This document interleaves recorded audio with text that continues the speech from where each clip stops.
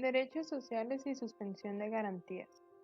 Los derechos sociales. Los derechos fundamentales son, según Óscar Armando González Vega, aquellos privilegios plasmados en un ordenamiento jurídico vigente como lo es la Constitución, que le permiten al individuo disfrutar de un derecho frente al Estado. Por lo tanto, los derechos fundamentales son aquellos inherentes a la persona, mismos que deben ser respetados y reconocidos por el Estado. En palabras de Julio César Contreras, podemos dividir los derechos fundamentales en dos grupos: los derechos fundamentales del gobernado, que son sustanciales a su calidad de tal y originarios del hombre, y los derechos fundamentales que fueron socialmente adquiridos, que son oponibles al ejercicio del poder público. Miguel de la Madrid afirmó que los derechos sociales parten del reconocimiento de que la dignidad, la libertad y la justicia entre individuos y grupos solo es posible si la sociedad y su organización política, el Estado, se articulan en tal forma que se generen las condiciones materiales e institucionales para su realización y desarrollo.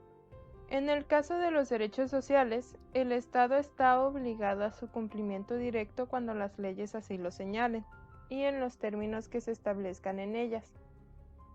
En todo caso, el Estado está obligado a establecer el orden normativo, las políticas públicas y las instituciones que propicien el goce y disfrute de esos derechos sociales.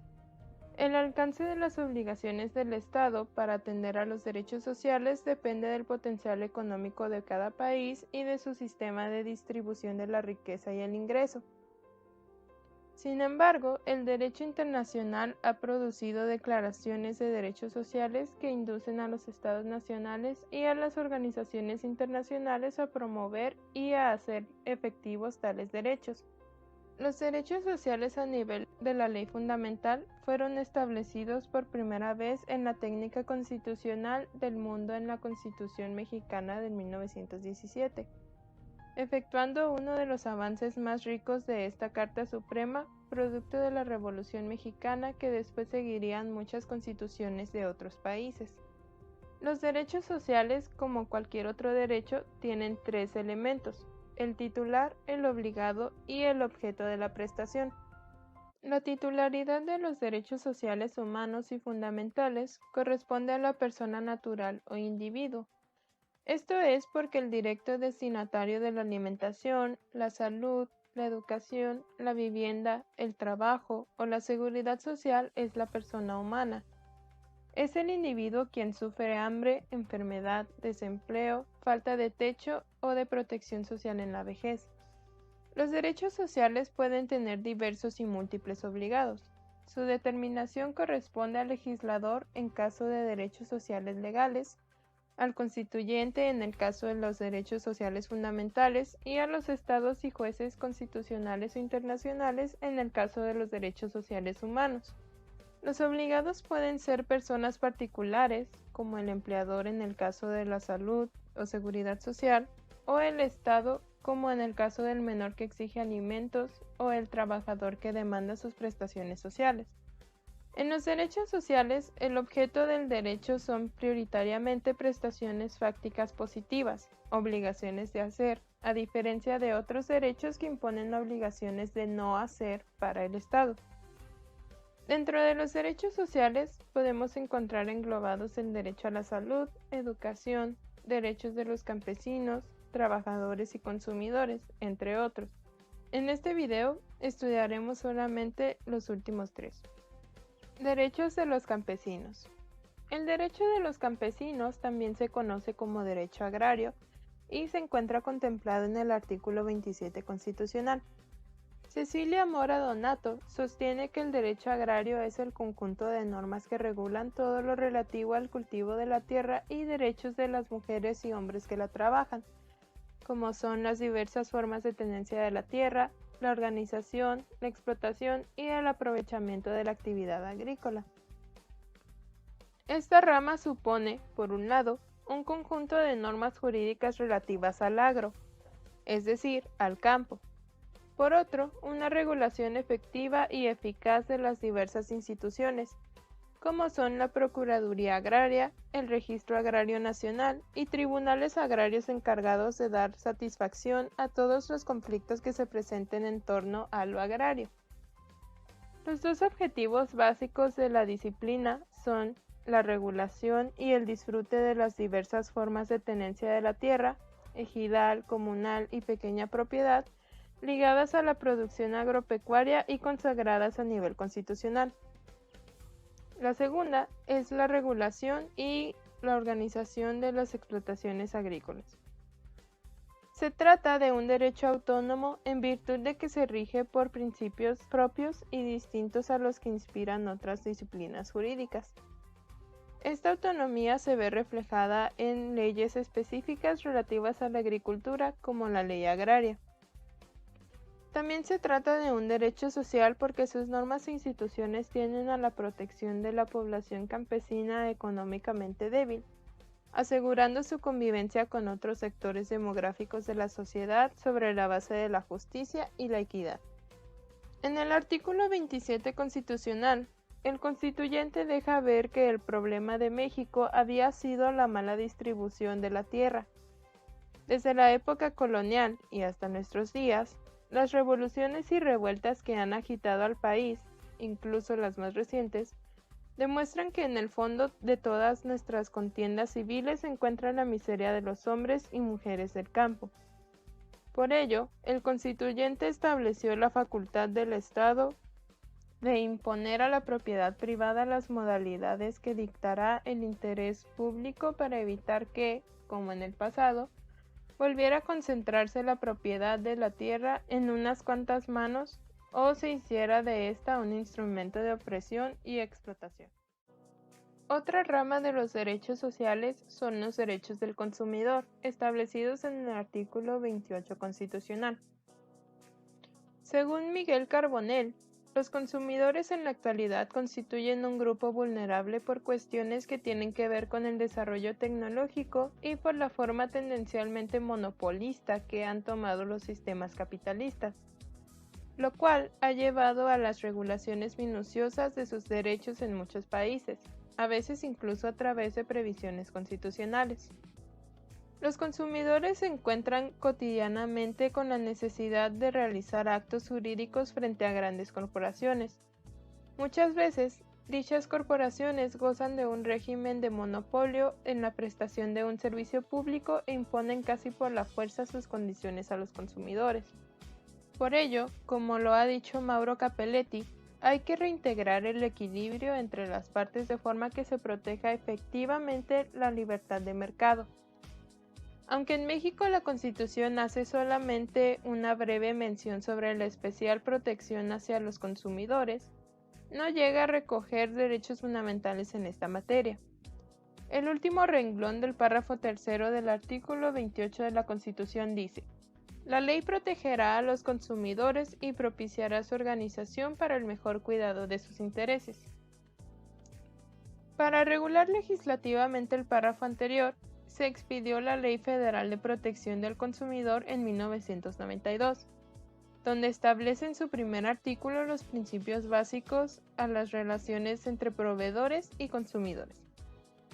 Se trata de un conjunto de 11 principios, a saber, la protección de la vida, salud y seguridad del consumidor contra los riesgos provocados por el producto, la educación y divulgación sobre el consumo adecuado de los productos y servicios, la información adecuada y clara sobre los diferentes productos y servicios, la efectiva prevención y reparación de daños patrimoniales y morales, individuales o colectivos, el acceso a los órganos administrativos con vistas a la prevención de daños patrimoniales y morales, el otorgamiento de información y de facilidades a los consumidores para la defensa de los derechos, la protección contra la publicidad engañosa y abusiva, la real y efectiva protección al consumidor en las transacciones efectuadas a través del proceso de medios convencionales, electrónicos, ópticos o de cualquier otra tecnología y la adecuada utilización de los derechos aportados,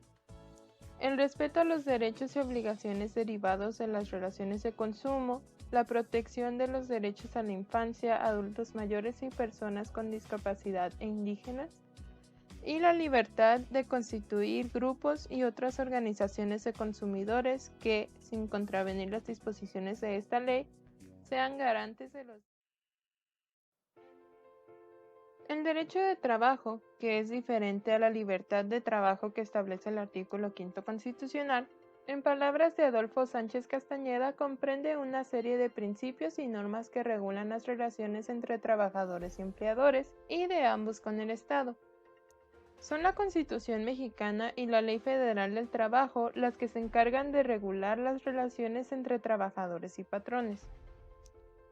La aparición del derecho de trabajo se debe a la lucha de los trabajadores y sindicatos por lograr un equilibrio entre el capital y el trabajo, y en ocasiones, a la sensibilidad de los empleadores para obtener cierta armonía social, así como una mayor productividad en las empresas. También se debe al papel del Estado que, en función de las coyunturas económicas y a la mayor o menor fuerza de los trabajadores o empleadores, ha regulado las relaciones de trabajo individuales y colectivas. El derecho de los trabajadores se asegura que todos ellos cuenten con un trabajo digno, donde se respete la igualdad entre hombres y mujeres, donde no se sea objeto de hostigamiento, acoso sexual, discriminación y donde se cuente con capacitación y adiestramiento. El derecho a un trabajo digno engloba el derecho a que se respete la dignidad humana, el derecho a la seguridad social, a un salario remunerador, a la capacitación y adiestramiento, a condiciones higiénicas para prevenir accidentes o enfermedades, a formar un sindicato, a celebrar con otros trabajadores un contrato colectivo de trabajo y el derecho a realizar una huelga. El derecho a que se respete la igualdad entre hombres y mujeres es un elemento importante del derecho a la no discriminación. Las mujeres, por infortunio, históricamente nunca han tenido los mismos trabajos, condiciones de empleo o salarios que los hombres. De ahí que el derecho del trabajo mexicano se preocupe por todos los temas de desigualdad y que la Ley Federal del Trabajo promueva la igualdad entre hombres y mujeres frente al patrón, quien debe proporcionar acceso a las mismas oportunidades en el goce de ejercicio de sus derechos laborales. Derecho a no ser objeto de hostigamiento y acoso sexual. Por hostigamiento se entiende el ejercicio del poder de una relación de subordinación real de la víctima frente al agresor en el ámbito laboral, que se expresa en conductas verbales, físicas o ambas.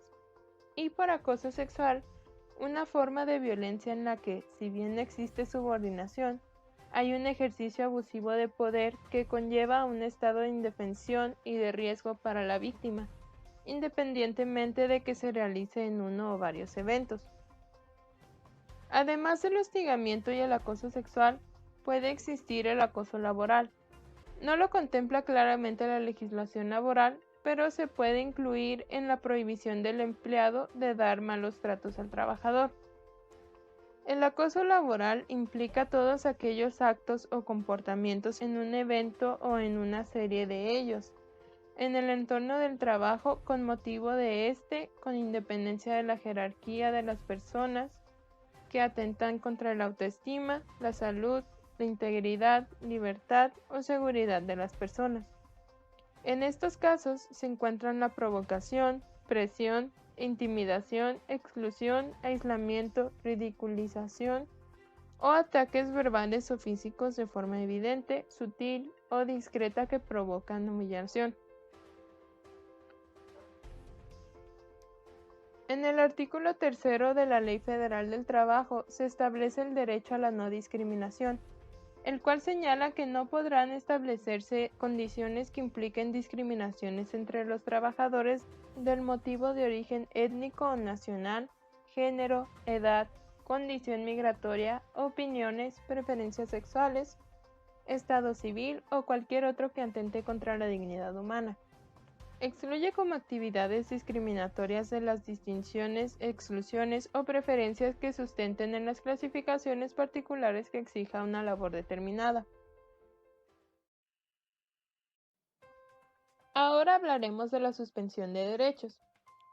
En la Constitución mexicana, los límites al ejercicio de los derechos fundamentales sociales e individuales, así como de sus garantías, se encuentran tácita y expresamente a lo largo de sus artículos, con el objetivo de evitar que el gobernado los ejercite afectando a otros, a las instituciones y al propio Estado mexicano. Un ejemplo de esto es la libertad de expresión, que está sujeta a los límites establecidos en el artículo 6 constitucional, el cual la limita a no atacar a la moral, la vida privada o los derechos de terceros, provocar algún delito o perturbar el orden público. Una limitación no es lo mismo que una restricción, donde se implica una disposición normativa que prevé casos donde los gobernados que incidan dentro del supuesto normativo no gozarán de titularidad de las garantías individuales o de los derechos fundamentales, tales como la restricción que establece el derecho de petición a los extranjeros en materia política. Pero, ¿puede el Estado mexicano suspender nuestros derechos humanos? La respuesta es sí. Sin embargo, no puede hacer esto arbitrariamente, ya que debe sujetarse a una serie de reglas y límites que nos protegen de que esto suceda, mismas que veremos a continuación. En cualquier país, para superar una emergencia, según Antonio Martínez Báez, deben afectarse e incluso destruirse temporalmente los dos principios en que descansa el régimen constitucional. Estos son el principio de separación de poderes y las libertades individuales. De acuerdo a Felipe Tena Ramírez, cuando el Estado se encuentra frente a una situación grave o de emergencia, el artículo 29 establece dos medidas para hacer frente a estos acontecimientos, los cuales son la suspensión de garantías y derechos y el otorgamiento de facultades extraordinarias al Ejecutivo. En el artículo 29 hay tres supuestos del estado de necesidad. Estos comprenden un acontecimiento o fenómeno de crisis que puede darse en un estado sujeto a la técnica de libertad, es decir, al régimen constitucional. Los supuestos bajo los que se puede suspender o restringir los derechos fundamentales son el caso de invasión, perturbación grave de la paz pública o de cualquier otro que ponga a la sociedad en grave peligro o conflicto. En México ya han tenido lugar diversas suspensiones de garantías, aunque no pueden considerarse recientes ya que la última vez que se decretó una suspensión fue durante la Segunda Guerra Mundial, mediante el decreto de fecha 1 de junio de 1942, donde fueron suspendidos los derechos humanos contenidos en varios artículos fundamentales. Algunos derechos de los restringidos en este decreto de 1942 se encuentran en el catálogo de los derechos que ya no se pueden suspender, que veremos más adelante. Conforme al mismo artículo 29, la restricción y suspensión de los derechos humanos y sus garantías debe cumplir los siguientes requisitos. Es una facultad exclusiva del Presidente de la República con la aprobación del Congreso de la Unión o de la Comisión Permanente cuando aquel no estuviera reunido. La suspensión debe realizarse en todo el país o en un lugar determinado. Tiene que ser temporal y no definitiva. Debe realizarse por medio de prevenciones generales y no puede contraerse a determinada persona. La suspensión debe realizarse respetando los derechos y garantías que no pueden ser suspendidos, así como debe estar fundada y motivada y debe ser proporcional al peligro que se hace frente. Los decretos expedidos por el Ejecutivo durante la restricción o suspensión serán revisados de oficio e inmediatamente por la Suprema Corte de Justicia, quien verificará su constitucionalidad y validez. Por último, cuando se ponga fin a la restricción o suspensión, las medidas legales y administrativas adoptadas durante su vigencia de inmediato quedarán sin efecto. Como podemos ver, se trata de un acto donde intervienen los tres poderes del Estado, ya que es propuesta por el Ejecutivo, aprobada por el Legislativo y verificada por el Judicial. En cuanto al alcance del decreto, El tercer párrafo de este artículo establece que la restricción o suspensión del ejercicio de los derechos y garantías debe estar fundada y motivada en los términos establecidos por esta Constitución y ser proporcional al peligro que se hace frente, como se mencionaba anteriormente, observando en todo momento los principios de legalidad, racionalidad, proclamación, publicidad y no discriminación.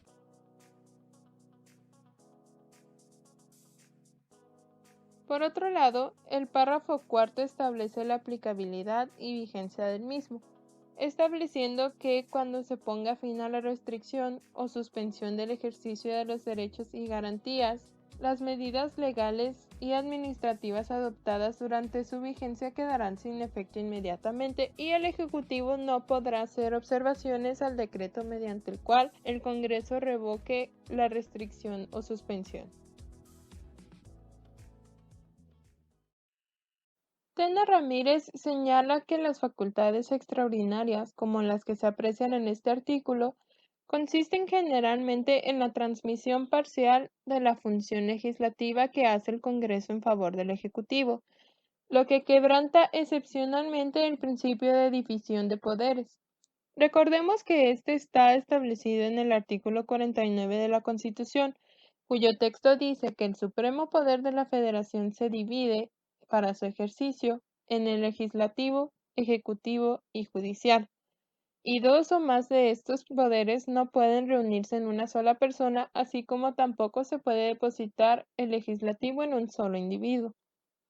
Como se ha visto, el Ejecutivo Federal solamente tiene dos limitaciones en el ejercicio de esta facultad de plenos poderes en el campo de la suspensión de derechos individuales. La primera es no poner fuera de la ley a un determinado individuo, pero sí puede poner fuera del reinado del derecho a todos los habitantes del Estado. La segunda limitación es que la suspensión de garantías se realice por medio de prevenciones generales, es decir, por una fórmula que no se agote por virtud de una ejecución concreta o aislada.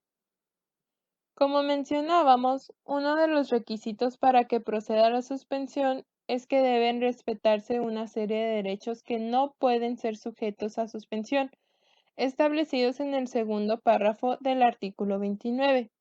En los decretos que se expidan, no podrá restringirse ni suspenderse el ejercicio de los derechos a la no discriminación, al reconocimiento de la personalidad jurídica, la vida, integridad personal, protección a la familia, al nombre, a la nacionalidad, los derechos de la niñez, derechos políticos, libertades de pensamiento, entre otros. Finalmente, merece mención que esta figura se encuentra presente en la Convención Americana sobre Derechos Humanos, que en su artículo 27 establece los casos en que se puede adoptar esta suspensión, los derechos que no podrán ser suspendidos y la condición de que el Estado que haga uso del derecho de suspensión deberá informar inmediatamente a los demás Estados partes en la presente convención. Para concluir, me gustaría plantear una cuestión muy interesante que establece Jaime Armando Olalde Vieira, y es que la Constitución, antes de la reforma de 2011 en materia de derechos humanos, no prohibía la restricción o suspensión de determinados derechos humanos y sus garantías. Esto se trata de una cuestión contradictoria, ya que su objeto es que se haga frente rápida y fácilmente a una situación de grave peligro o conflicto a la sociedad por alguna invasión, perturbación grave de la paz pública o cualquier otro. La pregunta es, en un escenario teórico de grave peligro a los habitantes e instituciones del país por una invasión extranjera, ¿cómo se puede repeler la privación de la vida a sus habitantes, si a la vez la vida y la integridad de los agresores en nuestro país son derechos humanos que no pueden restringirse ni suspenderse? Me retiro con esa reflexión. Gracias y buen día.